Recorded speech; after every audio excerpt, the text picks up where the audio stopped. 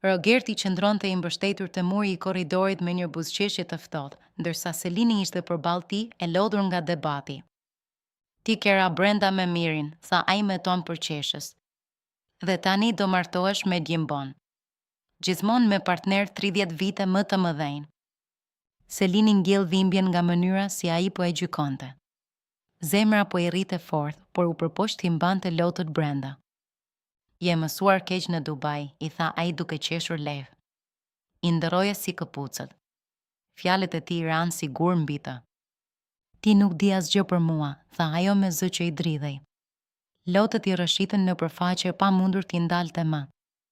Kjo ishte pika ku diçka brenda saj u thye. Mos fol më për mua ashtu. Bërtiti ajo me gjithë fuqinë. Selini ngriti këmbën dhe i dha një shkenë të fortë.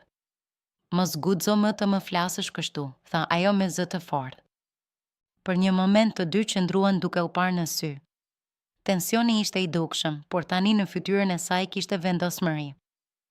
Selini u kthye dhe filloi të largohej. Rogerti mbeti pas, i habitur dhe i heshtur, duke kuptuar se kishte shkuar shumë larg.